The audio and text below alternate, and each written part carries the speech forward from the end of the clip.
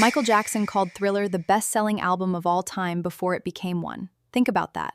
Before the records, before the numbers, before the world could see it, he already saw it. But how could he believe so strongly in something that hadn't happened yet? The answer wasn't just talent. It was the way he trained his mind. Long before M became the artist the world would know, he was already writing down the person he wanted to become. In 1979, he wrote a personal note to himself. It wasn't a public speech, it wasn't something written for his fans. It was a message to himself, a glimpse into how he was thinking about his future before the world had seen what he was capable of. And that is what makes these small details so fascinating. Michael wasn't simply waiting to discover what his future would look like. He was constantly defining. There is another example that shows just how strongly Michael believed in his own vision. Before Thriller became the phenomenon we know today, Michael would reportedly stand up and say, "The best-selling album of all time.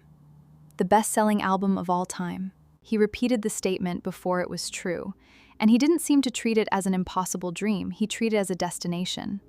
That difference matters, because when you genuinely believe that something is possible, your behavior begins to change.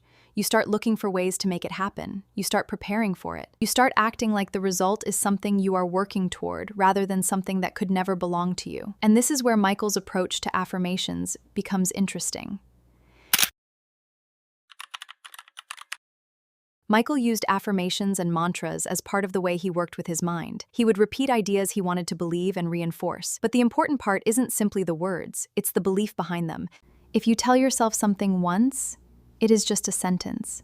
But when you repeatedly focus on the same vision, connect it to emotion, and then act according to it, it can begin to influence the way you see yourself. And Michael seemed to understand the importance of that. Years later, his nephew Jafar Jackson experienced something similar while preparing to portray him. Jafar studied Michael intensely. He studied his movements, his performances, his voice. But he also gained access to Michael's affirmations and mantras, and he began incorporating some of these practices into his own preparation. He wrote down his own goals and dreams and placed them where he could constantly see them, including places like his mirror and ceiling, so that these ideas remained in front of him. But there was another part of Michael's approach that mattered just as much. Jafar wasn't simply trying to think like Michael. He was working hard to embody him. And that is important because Michael's story was never just about positive thinking. It would be a mistake to look at Michael's affirmations and visualization and forget the countless hours of words behind his achievements.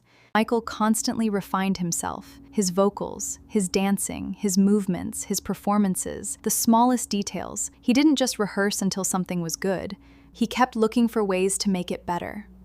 That is why his mindset cannot be reduced to believe and it will happen. It was closer to believe in what you want to create and then work until you can create it. His mind created the direction, his work created the result. Michael also had a very unusual relationship with inspiration. He believed an idea could come at any moment, even during prayer or in a dream. And when an idea came, he didn't want to postpone it. There are accounts of Michael waking people up in the middle of the night because he had suddenly thought of something he wanted to record. For him, an idea wasn't something to say, "I'll remember it tomorrow." It was something that had to be captured, because tomorrow the idea might be gone or an idea can come to Prince. That tells us something about his creative mindset. When inspiration arrived, he moved it. Michael also gave advice to young people about believing in themselves even when other people didn't. He talked about not allowing the whole world to tell you that you can't make it. His message was simple: believe in yourself, because some of the greatest people in history were once doubted too. And this idea is especially interesting when we look at Michael's own life. He didn't need everyone around him to see his vision. He needed to see it in himself.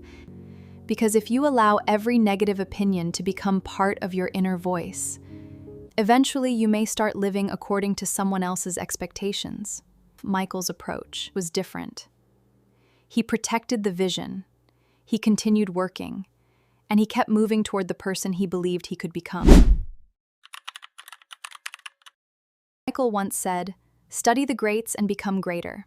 And that sentence reveals another important part of his mindset. He didn't believe greatness meant ignoring everyone who came before you.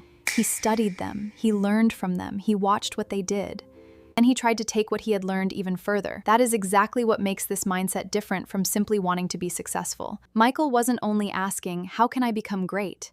He was also asking, "Who has already achieved greatness, and what can I learn from them?" And perhaps that's why all these pieces fit together so well. The 1979 note, the affirmations, the protection from negativity, visualization, the belief, the study of great artists, the relentless work, the immediate action when an idea appeared.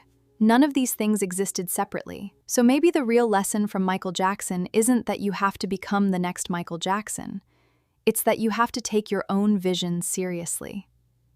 If you have a big goal right now, something that feels almost too ambitious, something that other people might not understand, something you secretly wonder if you're even capable of achieving, don't let the doubt become your identity. You don't have to know exactly how everything will happen, but you can decide what you're working toward. Write it down, visualize it, remind yourself of it, study the people who have already done something similar, and then work for it. Because believing in yourself doesn't mean pretending that everything will be easy. It means continuing to move even when you don't have proof yet. Michael Jackson didn't wake up one day with the life we remember him for. There was a version of him who had the vision before the world had the evidence. And maybe that's where every great dream begins. Not with everyone believing in you, not with everything already being possible in front of you, but with one person deciding, "I'm going to believe in this before I can see it." So if there's something you've been putting off because you're afraid it won't work, start. If there's something you've been dreaming about for years, take it seriously. And if right now you can't see how you're going to get there, that's okay. You don't need to see the entire path. You just need to take the next step. Because sometimes the future you're hoping for begins with something very small, the decision to believe that it could exist, and then the decision to work for it. Maybe your biggest goals are not as impossible as they feel right now. And until you do, keep going. Thank you for watching.